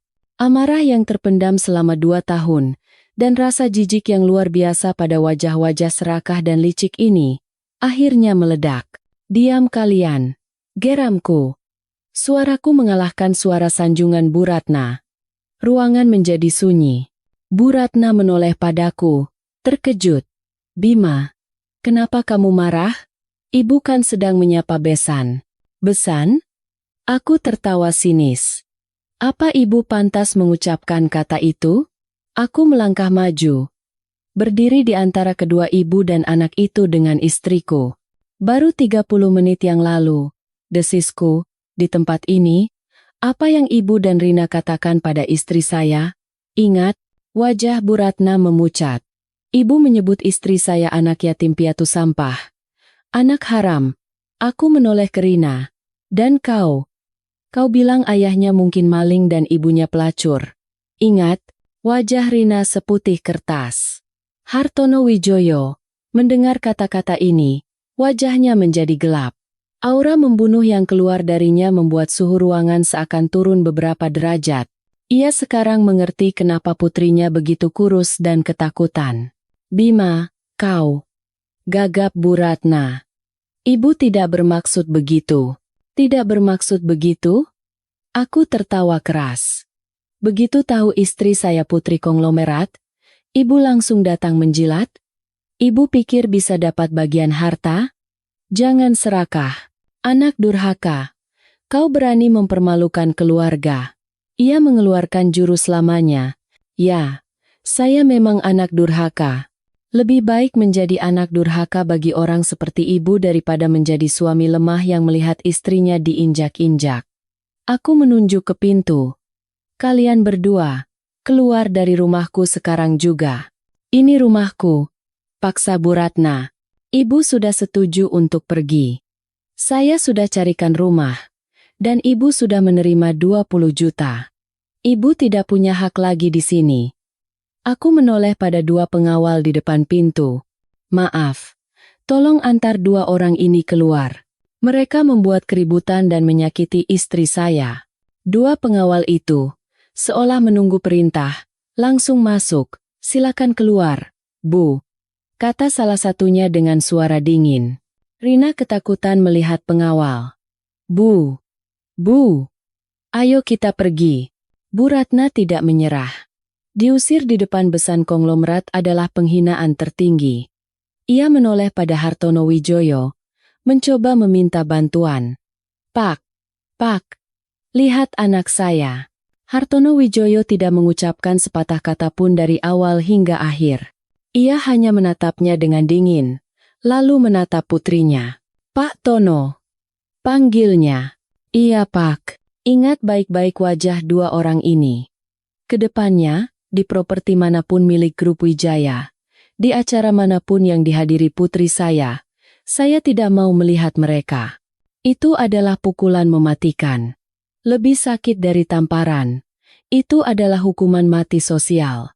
Bu Ratna dan Rina mengerti. Mereka telah dikeluarkan dari permainan. Wajah Bu Ratna menjadi pucat pasi dan ia terhuyung. Rina buru-buru memapahnya. Dalam kehinaan, mereka diseret keluar oleh dua pengawal. Di koridor, para tetangga sudah berkumpul, berbisik-bisik. Pintu dibanting keras. Aku menghela napas. Tenagaku seakan terkuras habis. Aku hampir jatuh. Perang terbesar dalam hidupku akhirnya berakhir.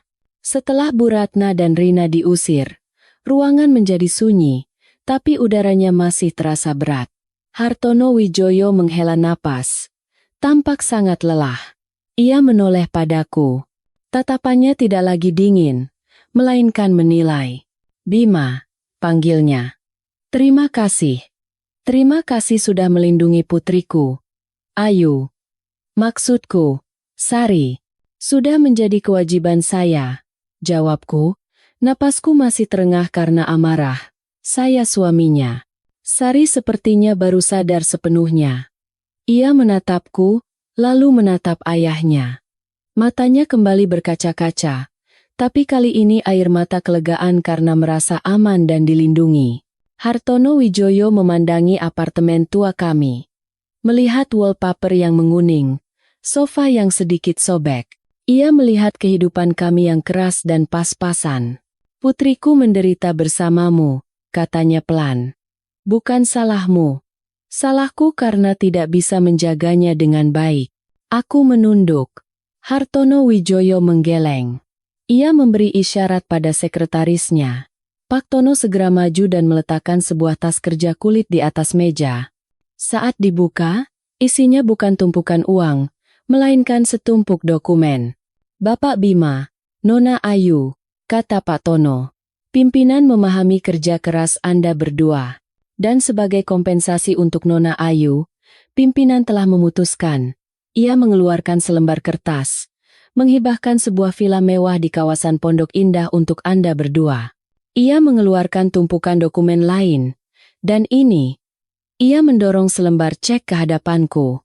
Sebagai hadiah kecil dari pimpinan untuk pemulihan kesehatan Nona Ayu dan sebagai modal usaha Anda berdua, sebesar 100 miliar rupiah. 100 miliar rupiah dan sebuah villa di Pondok Indah. Sari ternganga dan menarik lenganku. Uang 50 miliarku saja sudah tak terbayangkan.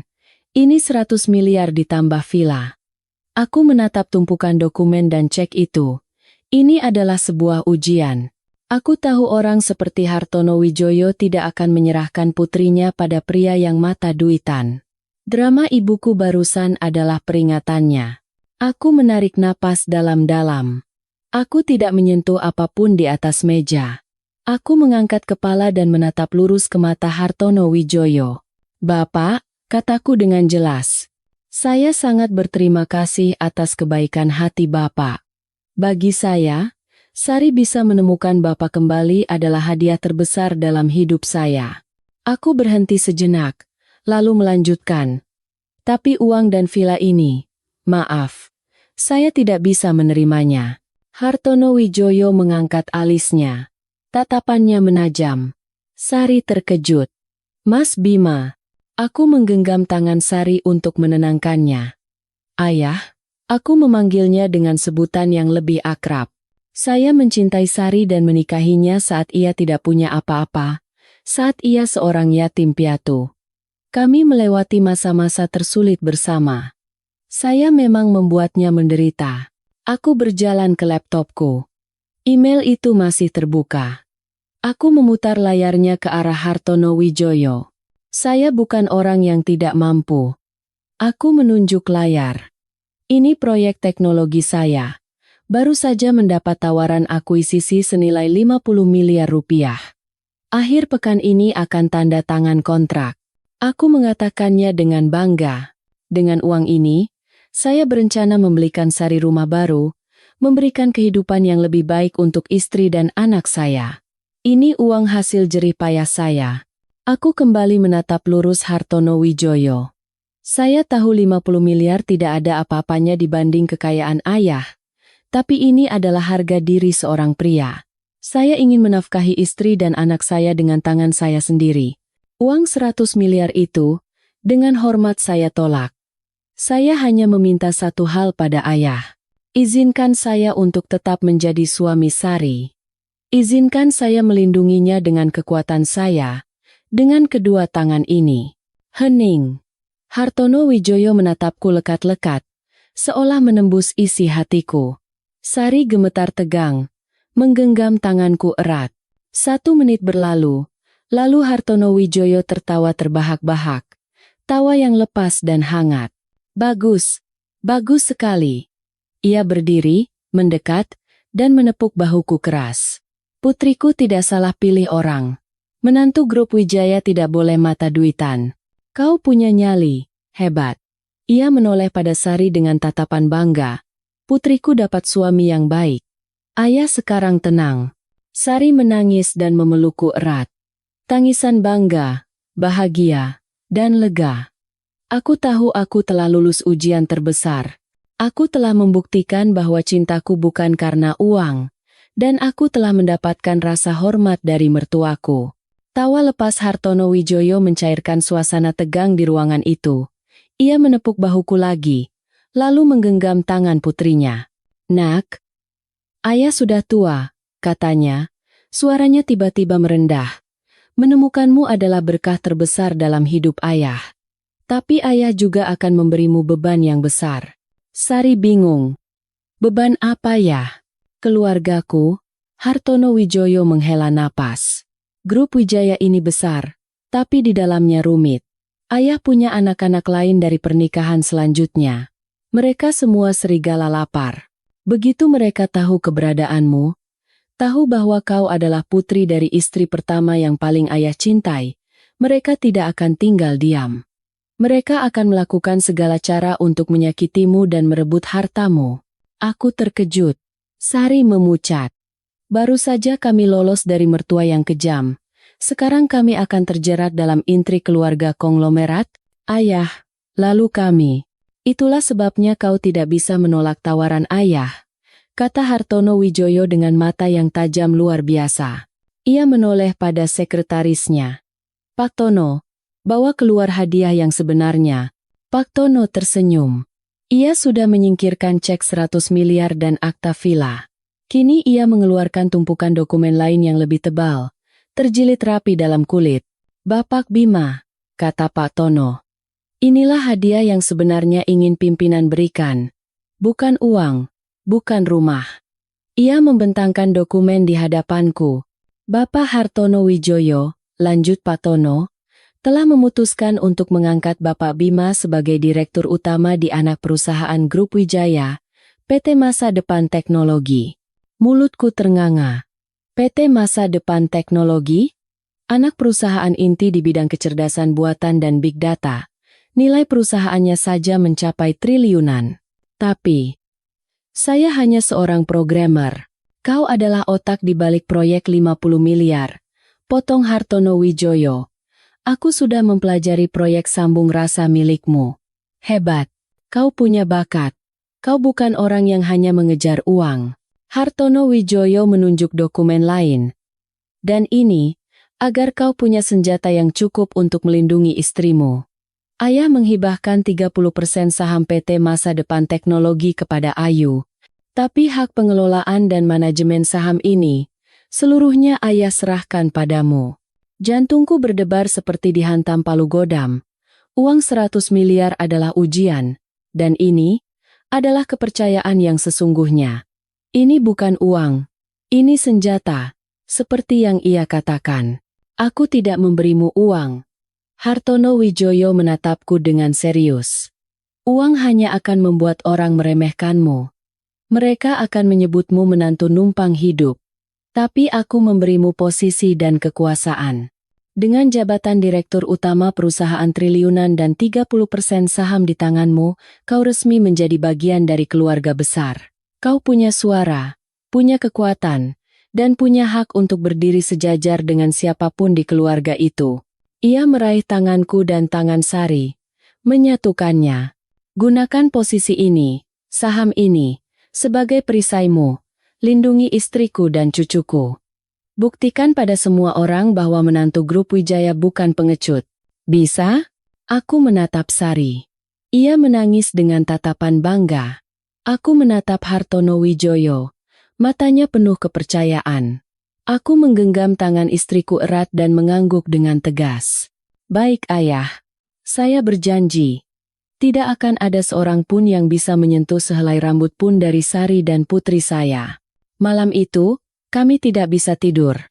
Hidup berubah begitu cepat. Dari seorang programmer biasa, aku akan menjadi direktur utama. Dari istri yang teraniaya, Sari menjadi putri konglomerat. Tapi kami tidak tahu bahwa badai yang sesungguhnya baru saja akan dimulai. Ibuku dan Rina, yang diusir dengan hina, tidak kembali ke apartemen baru mereka. Mereka menghilang. Ku telepon, Bu Ratna tidak menjawab. Rina mematikan ponselnya. Firasatku buruk, tapi kesibukan baru datang bertubi-tubi. Hartono Wijaya bergerak secepat kilat. Keesokan harinya, pengumuman pengangkatanku disebar ke seluruh grup. Pelantikan akan diadakan minggu depan. Ia juga membawa Sari dan Putri ke rumah utamanya. Kami ingin tinggal terpisah. Tapi ia bersikeras harus ada upacara untuk mengembalikan putrinya ke akar keluarganya. Apartemen tua kami tiba-tiba kosong. Saat aku sedang membereskan sisa barang untuk pindah, sebuah telepon dari stasiun TV masuk. Dengan Bapak Bima, kami dari tim produksi program Keluarga Harmonis, kami menerima surat permohonan bantuan yang sangat memilukan dari Ibunda Bapak, Ibu Ratna. Telingaku berdengung. Menurut beliau, Bapak, sebagai anak kandung, karena hasutan istri, telah melakukan kekerasan, memakinya, dan mengusirnya dari rumah tengah malam. Beliau sangat syok. Kami ingin mengundang Bapak ke studio untuk konfrontasi langsung dan mencari jalan damai. Aku hampir melempar ponselku. Gila. Ibuku. Dia benar-benar sudah gila. Berani-beraninya membawa masalah ini ke TV. Malam itu juga, bahkan sebelum acara itu tayang, media gosip dan kanal-kanal YouTube mulai merilis berita. Judul-judulnya provokatif. Programmer sukses raup 50 miliar. Tega usir ibu kandung demi istri. Tangis pilu sang ibu. Anak jadi menantu kaya raya. Orang tua dibuang. Di balik kisah putri konglomerat yang hilang, suami durhaka naik status. Mertua didepak. Ibuku dan Rina telah menjual informasi ini. Tidak hanya ke satu program, tapi ke semua pihak. Dalam video wawancara, mereka menangis tersedu-sedu. Bu Ratna menceritakan pengorbanannya membesarkanku. Rina menambahkan bumbu, mengatakan bahwa begitu Sari diakui sebagai anak orang kaya, ia langsung menghasutku mengusir ibu. Mereka membentuk citraku sebagai anak durhaka mata duitan yang tunduk pada istri. Mereka membentuk citra Sari sebagai rubah betina jahat yang menunjukkan sifat aslinya. Opini publik meledak. Orang-orang tidak tahu Sari adalah putri Hartono Wijaya. Mereka hanya tahu ia anak yatim piatu yang beruntung. Mereka menghujatku.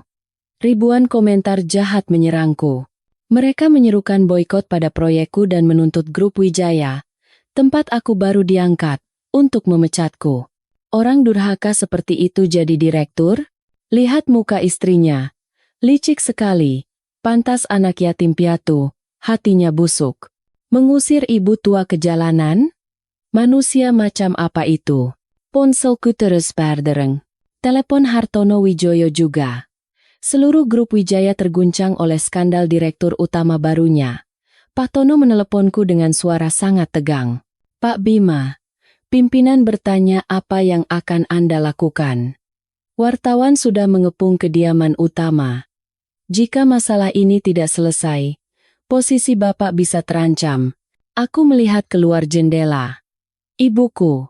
Ia telah menggunakan senjata pamungkasnya. Permainan media ini lebih kejam dari makian manapun. Ia ingin membunuhku. Membunuh kehormatan dan karirku. Aku menggenggam ponsel erat. Pak Tono, tolong hubungi program Keluarga Harmonis. Baik, Pak. Acaranya siaran langsung besok malam jam 8. Bagus. Aku menarik napas dalam-dalam. Sampaikan pada mereka. Saya akan datang. Saya akan hadapi mereka langsung. Sendirian? Aku menatap ke ruang sebelah. Sari mengenakan gaun mahal, tapi matanya masih menyimpan ketakutan. Saya akan datang bersama istri saya. Sudah waktunya dia merebut kembali semuanya. Malam itu, studio Keluarga Harmonis penuh sesak dengan penonton dan wartawan. Ini adalah episode yang paling ditunggu. Kisah anak durhaka mengusir ibu menjadi perhatian nasional. Aku dan Sari duduk di ruang tunggu.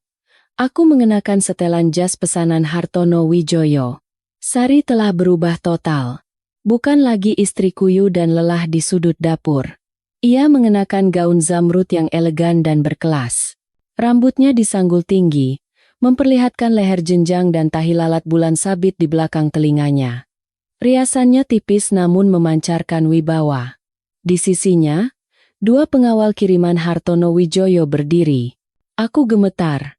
Sari menggenggam tanganku erat. Aku balas menggenggamnya. Jangan takut.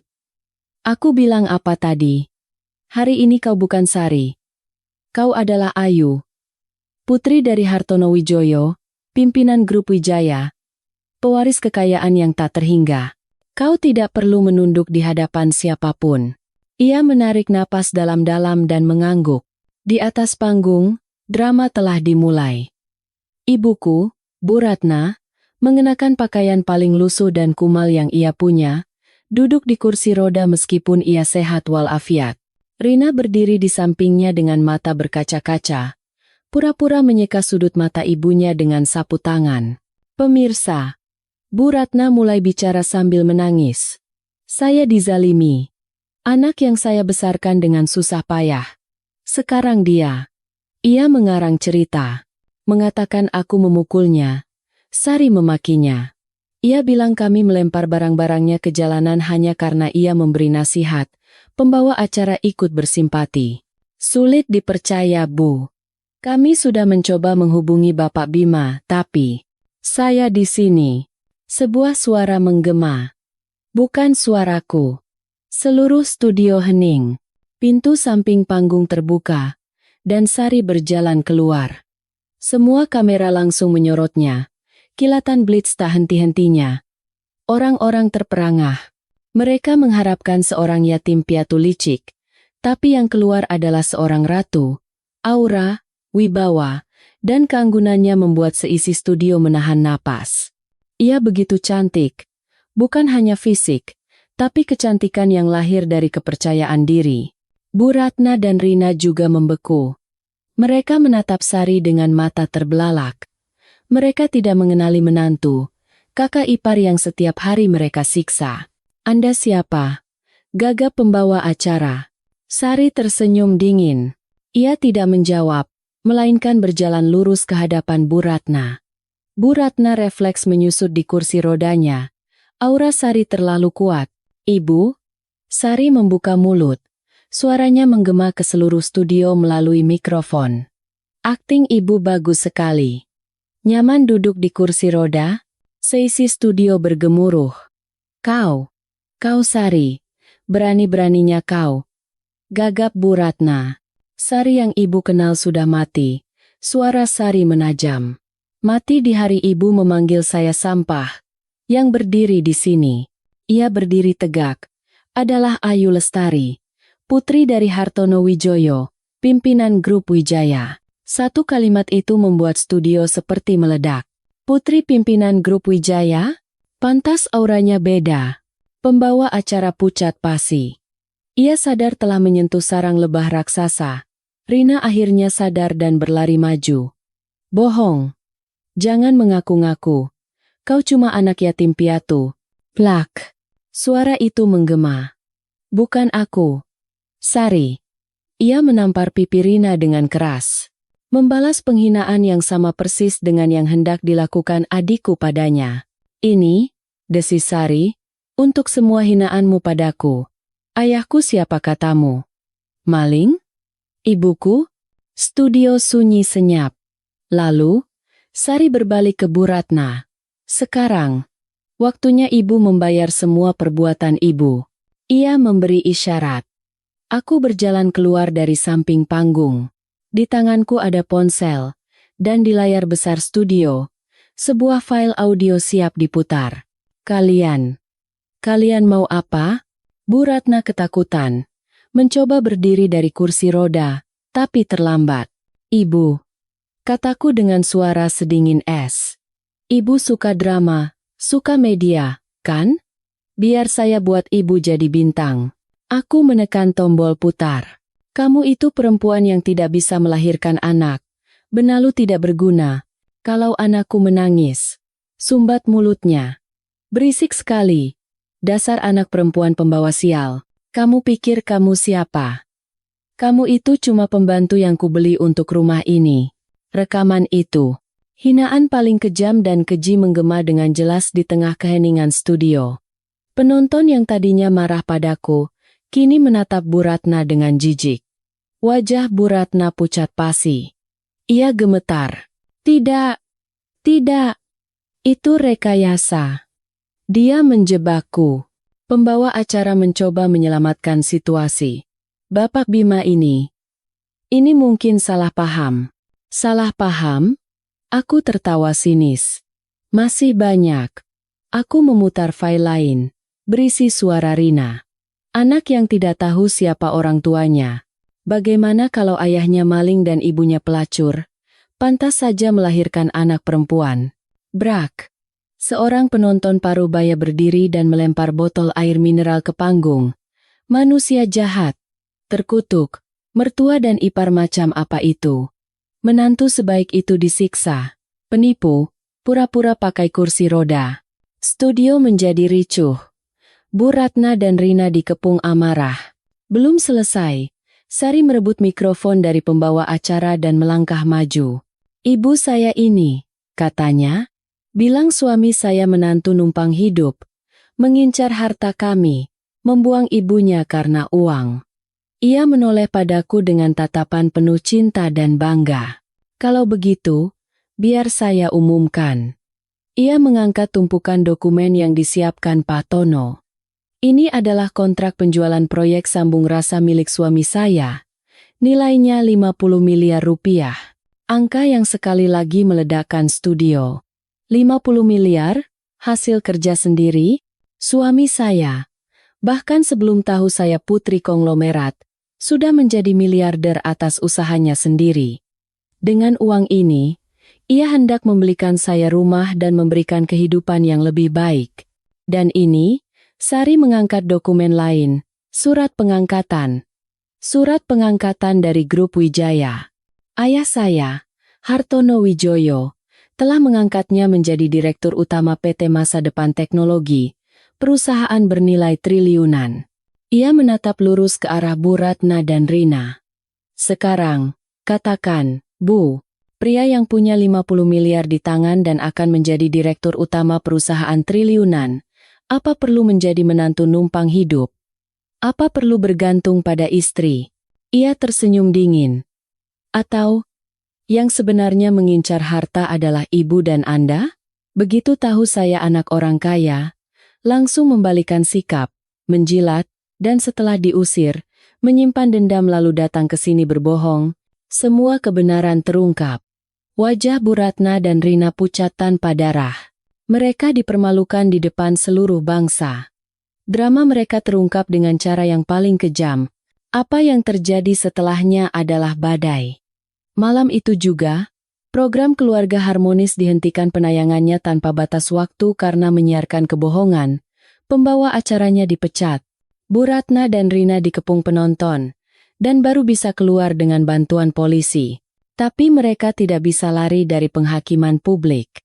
Video drama pembalikan di studio itu ditonton puluhan juta kali dalam semalam. Orang-orang menjuluki mereka ibu dan anak paling serakah se-Indonesia. Mereka kembali ke apartemen sewa 8 juta yang kusediakan. Tapi pemiliknya, setelah menonton TV, langsung datang dan meminta mereka mengosongkan tempat itu. Saya tidak bisa menyewakan rumah pada orang tidak bermoral seperti kalian. Kerabat di kampung menelepon dan memaki-maki. Di keluarga kami tidak ada anak dan keponakan sepertimu. Jangan pernah injakan kaki lagi di kampung. Bu Ratna dan Rina kehilangan segalanya. Kehormatan, tempat tinggal, dan tentu saja, uang bulanan dariku dihentikan. Mereka terpojok. Beberapa bulan kemudian, aku mendengar kabar mereka menjual sisa rumah di kampung. Katanya karena Rina, yang terbiasa hidup mewah, terjerat utang rentenir. Kemana mereka pergi, tidak ada yang tahu. Ada yang bilang Bu Ratna sekarang memulung di sebuah kawasan kumuh, dan Rina bekerja di pabrik, selalu menunduk saat berjalan. Itulah harga dari kekejaman dan keserakahan. Karma yang datang tanpa diundang. Dan aku resmi dilantik menjadi direktur utama. Dengan bakatku dan dukungan mertuaku, aku membawa PT Masa Depan Teknologi ke level yang baru. Proyek 50 miliarku juga diintegrasikan ke dalam perusahaan, menjadi ekosistem teknologi yang besar.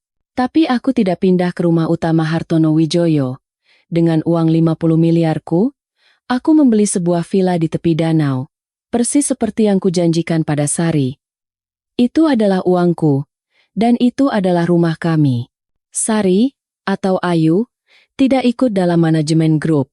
Ia menerima sebagian harta dari ayahnya. Kali ini ia tidak menolak karena itu adalah cinta seorang ayah dan menggunakannya untuk membangun kembali panti asuhan Tunas Harapan yang dulu membesarkannya. Ia ingin membantu anak-anak yang senasib dengannya, memberi mereka rumah yang hangat dan kesempatan menemukan keluarga, seperti keberuntungan yang ia dapatkan. Kami dikaruniai satu anak laki-laki lagi. Putri kini menjadi kakak yang bijaksana. Suatu sore di akhir pekan, aku meletakkan sejenak pekerjaan triliunan, menunggu istri dan kedua anakku pulang dari kunjungan mereka ke rumah kakeknya, Hartono Wijaya. Aku menatap ke taman di mana anak-anakku akan berlarian, dan tersenyum. Kehidupan yang damai ini, aku yang memperjuangkannya, dan aku akan melindunginya dengan segenap jiwa.